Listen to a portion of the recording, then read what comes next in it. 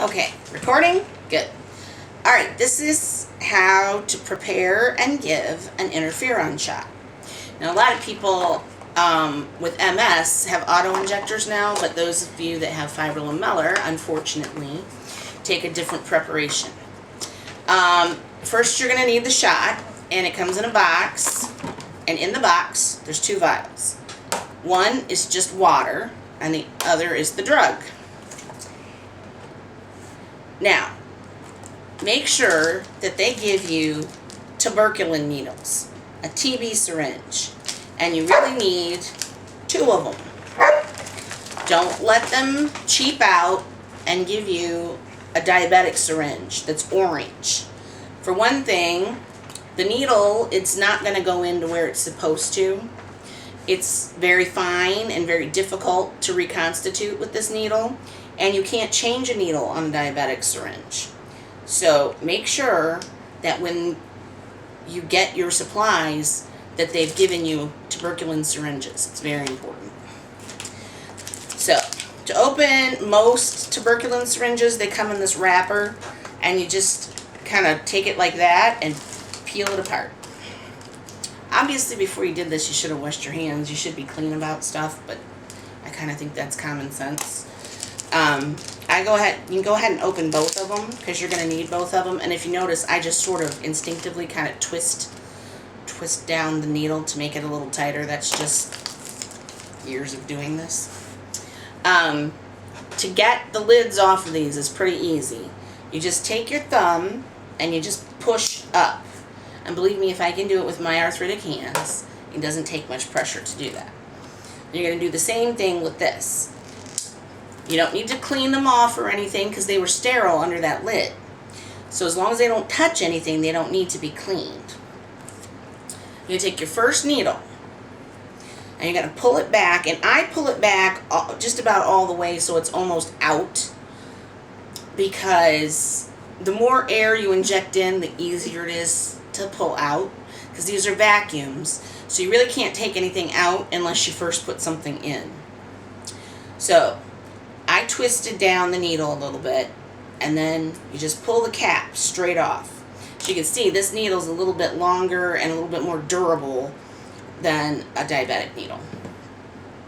Easy peasy. You take your water, take your needle, and you just go straight in all the way down to the hub. And then you inject the water, or you inject the air into the water.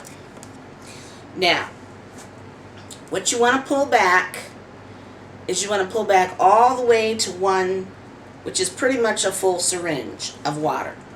If you get bubbles, sometimes if you just kind of push and pull and push and pull at the top, you can get rid of them, or just kind of keep pulling back, and if you get a few bubbles, little tiny ones, you can get those out at the end. This is actually giving me fits again. I think they gave us chintzy tuberculin needles.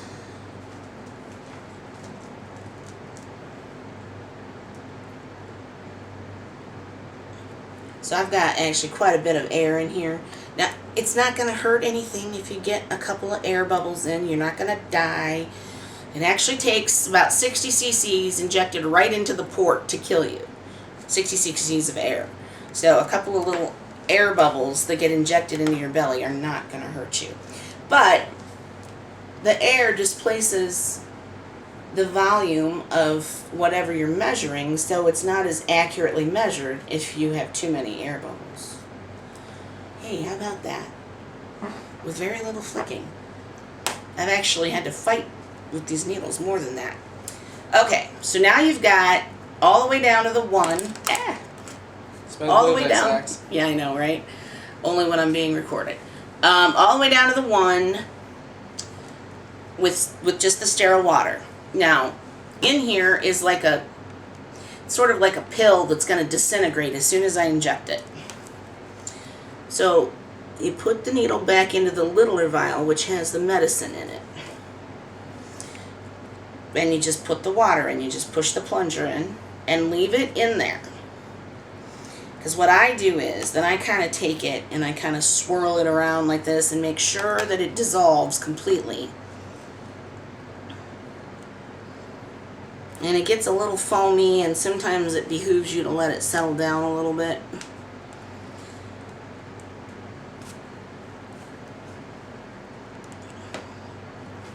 And that's really the trickiest part, is the fact that you have to take the water out of here and add it to there, because it's most drugs come ready to go these days.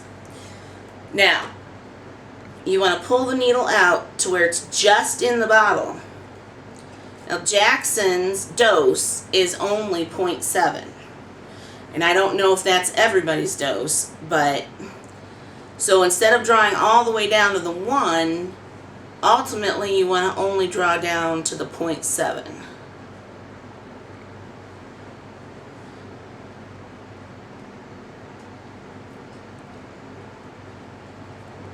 I'm drawing a little bit past that because I've got air bubbles that I want to get out.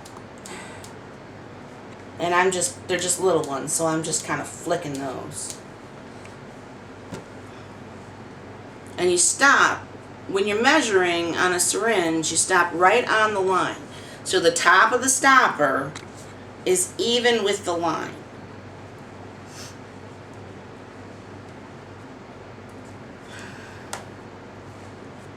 Okay, now I'm going to put the cap back on.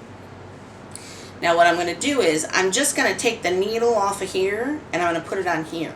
And the reason I'm doing that is because there's a rule that you can only poke twice with a needle before you have to change it. So I poked into here, and I poked into here. Now I don't want to poke into Jackson because the needle's dull. Hurt like hell. So we take that needle off, and it just twists off. It's not even threaded. It just kind of twists and pulls right off. And then you don't have to screw this on or anything. You just push it on and give it a little bit of a twist to secure it. Now it's all ready to inject. So we're going to stop the camera right here so that Jackson can show you how to actually give the shot. So stop the camera, Libby.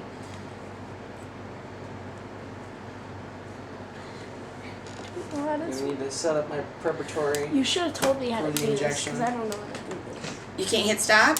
I don't know how. Well, hand it here. I feel really bad. I'm not a good camera person. I'm better with like photo cameras. Okay. I need some serious help. Well,